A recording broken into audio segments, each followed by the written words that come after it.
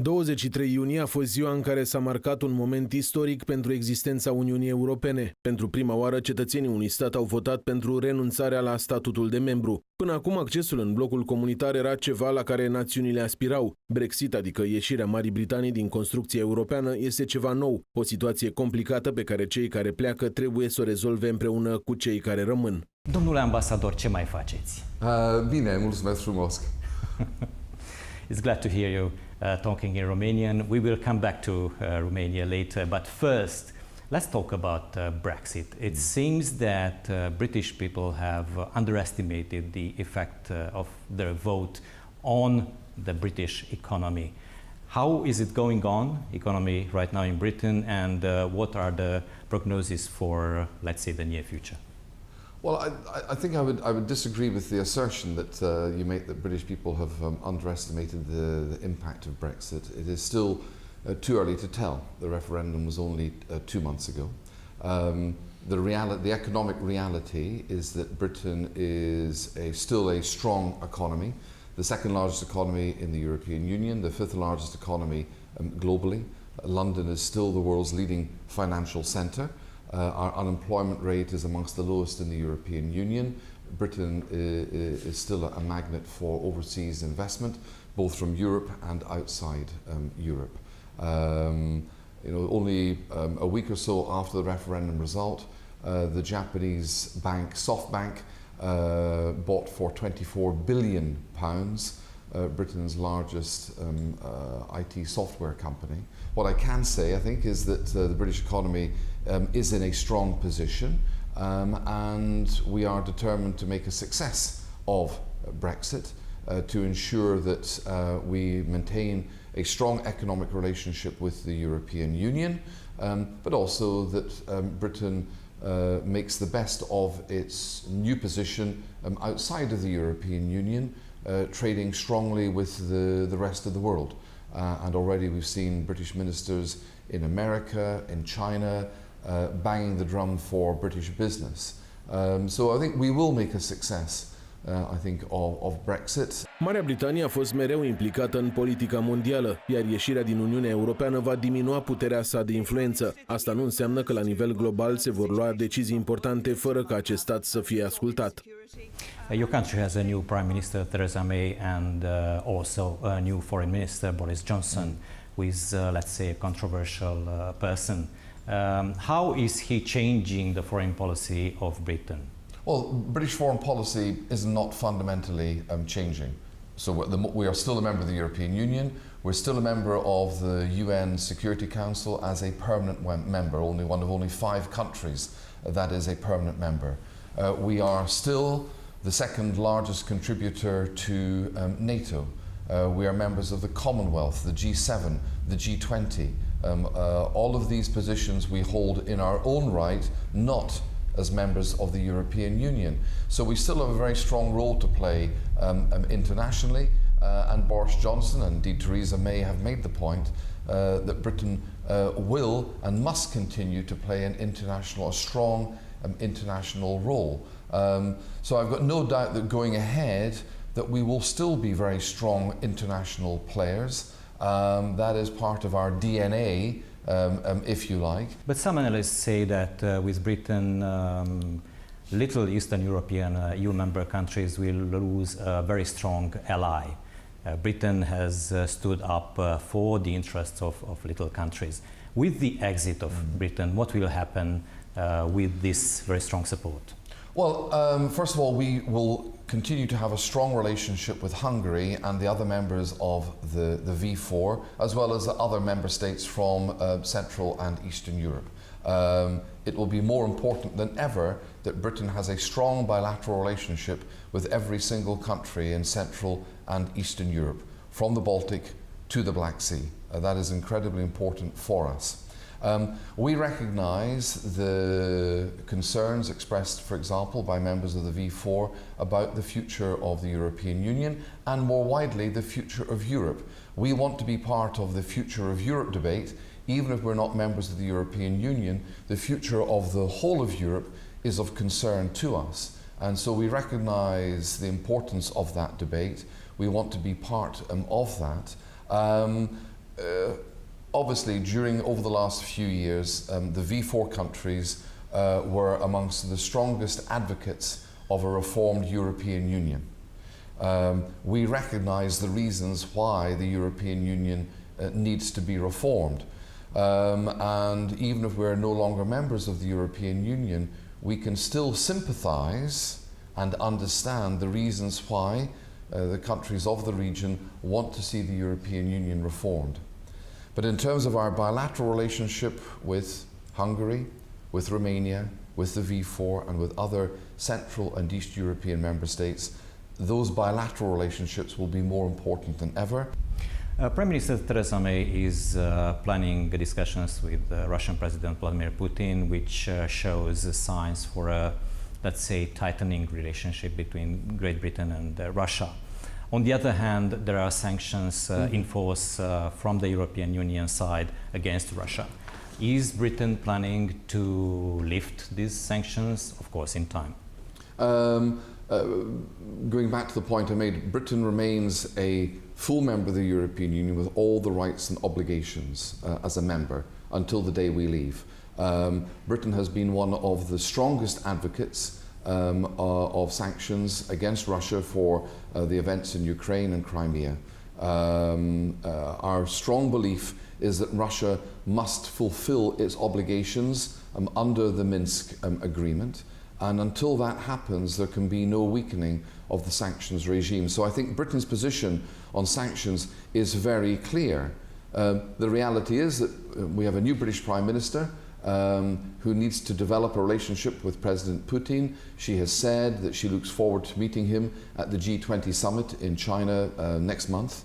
There are many areas where we need to talk with Russia, counterterrorism, security. But on the issue of sanctions, Britain's position is clear. We remain a strong advocate of sanctions until such time as Russia completes all of its obligations under the Minsk agreement. Reforma în interiorul Uniunii Europene a fost principalul motiv care a dus la propunerea ca Marea Britanie să iasă din blocul comunitar. Liderii europeni au fost de acord că este nevoie de îmbunătățiri, dar au atras atenția că acesta este un proces continuu, nu un eveniment care se întâmplă odată și gata. You pointed out an important issue, that of the importance and the necessity, ultimately, of reforms in the European Union. Why are they important? Which are these reforms that are needed in the European Union? And how are they linked in the final vote for exiting of Britain from the European Union? Britain made it very clear that we wanted to see a reformed European Union.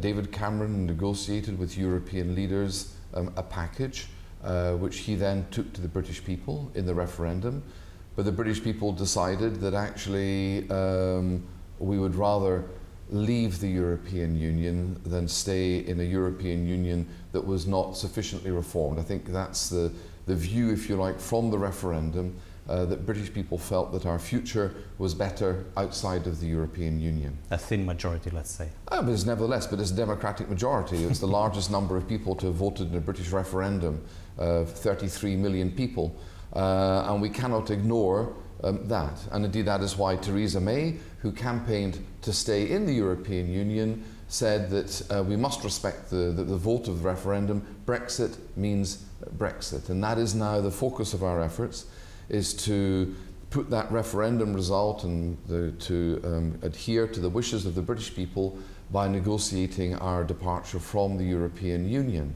But I think it's self-evident that there are many people around Europe who would share the views of the British people that Europe needs reforming. And obviously, being here in Budapest, being here in this region, we see many people, not just in this region, but also in Western Europe, who feel that the European Union needs to be reformed in order to connect the European elite with the ordinary people of Europe, that connection has got lost, has got broken. So we have every sympathy with our friends elsewhere in Europe who say that that process of reform must continue even if Britain is no longer a member state.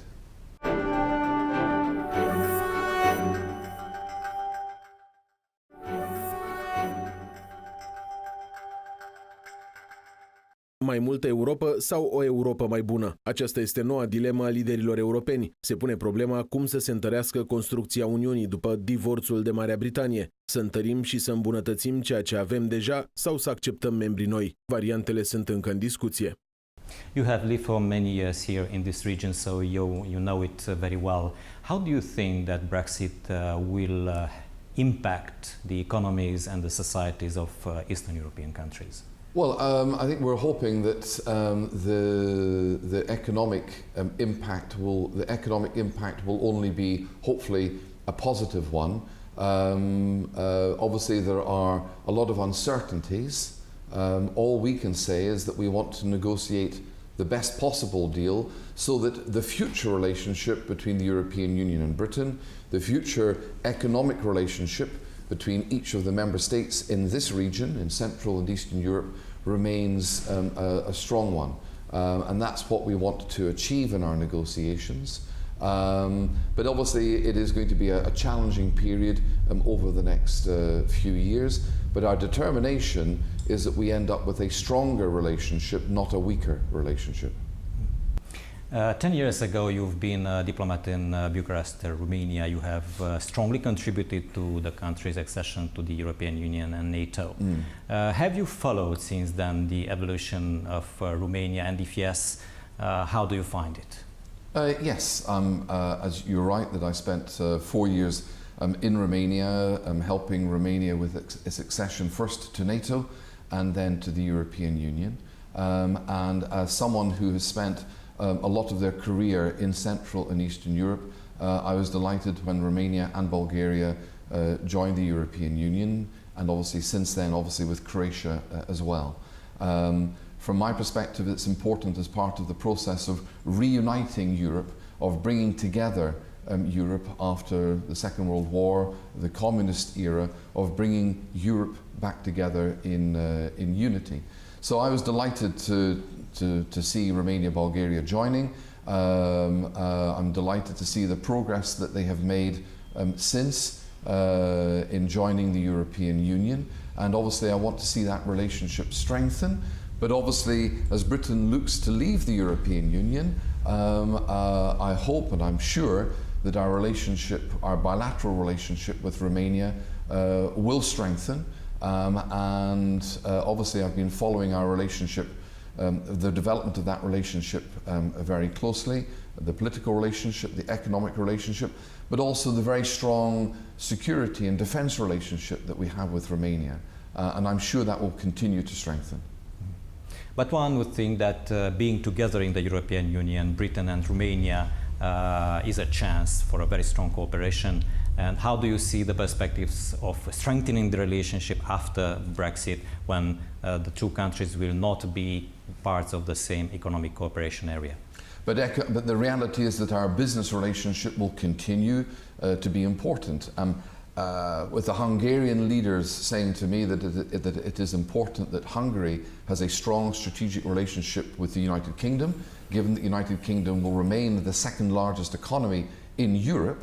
I'm sure that it is also the case for Romania, that Romania will want to have a strong relationship with the United Kingdom, an economic relationship, given the fact that we will remain the second largest economy in Europe, that we will remain a member of the United Nations Security Council, that we will remain the second largest contributor to NATO.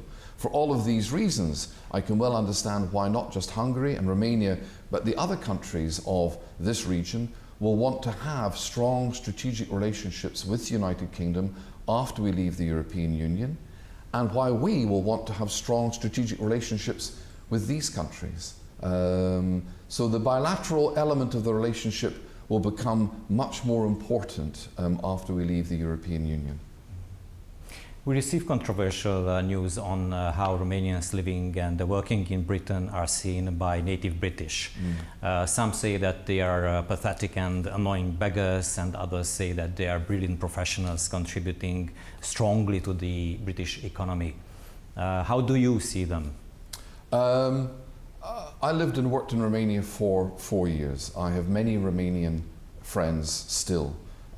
From my perspective, first of all, let me say that the British government has strongly condemned the attacks that we saw on some migrants from Central and Eastern Europe following the referendum. And we've made it very clear that has no part in British society. I welcome the contribution that Romanians have made to the United Kingdom in the same way that I welcome the contribution which Hungarians and Poles, Poland the first country that I worked in outside of Britain, that people from this region have made to British economic prosperity over the last 8 years since the economic downturn. So I welcome not just the political ties, the economic ties, but I also welcome the social ties and the links that have been built up between people in Romania and in Britain, between youngsters in Britain and Romania.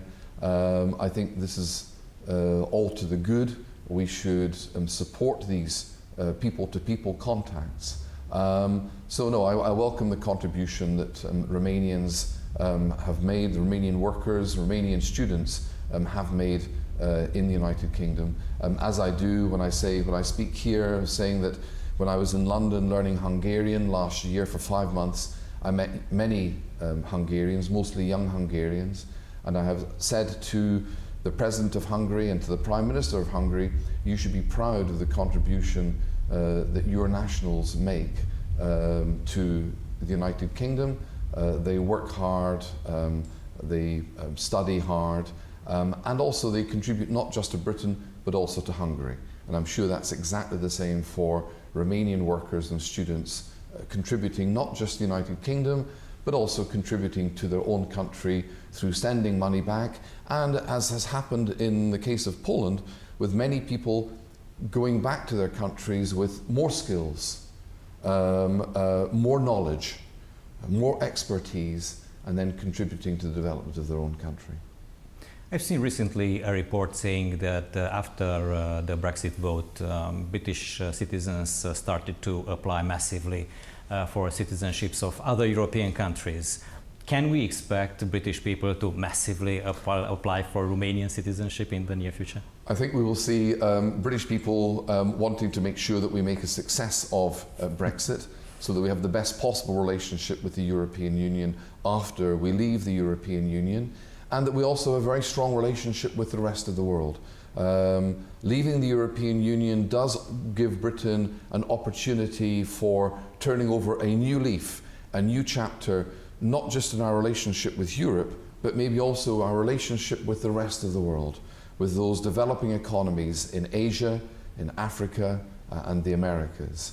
And so I think we can look forward optimistically to a strong future for British people in our relationships with Europe and with the rest of the world. Înăuntrul sau în afara Uniunii Europene, Marea Britanie rămâne o destinație pentru refugiații și migranții care vor o viață mai bună. Procesul de rezolvare a situației în care sunt acești oameni este unul de durată, iar țările puternice trebuie să se implice mai mult decât declarativ. Another important issue today is the refugee crisis. The European Union has an agreement with Turkey. Yes.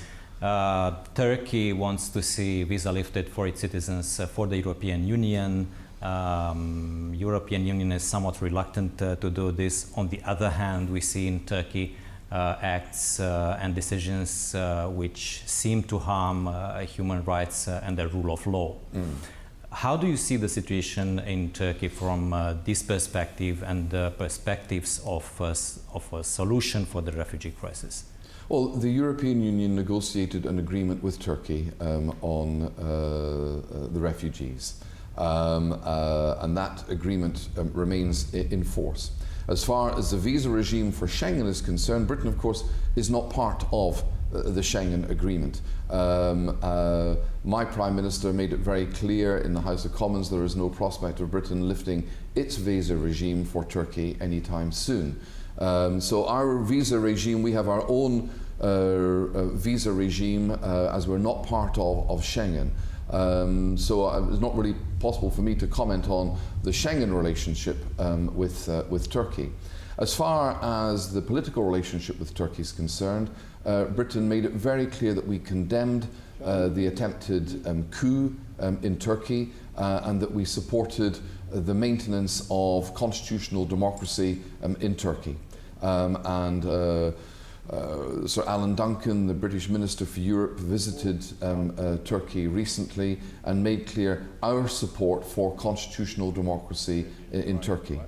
At the same time, we have also made clear our concerns about human rights in Turkey and the need for Turkey to uphold civil rights and human rights, and the need for proportionality in its response to the attempted coup. So our fundamental position of support for democracy in Turkey is clear, but we have also made clear our concerns over developments on human rights in Turkey. Thank you so much. Köszönöm szépen, és mulțumesc frumos. Mulțumim și noi.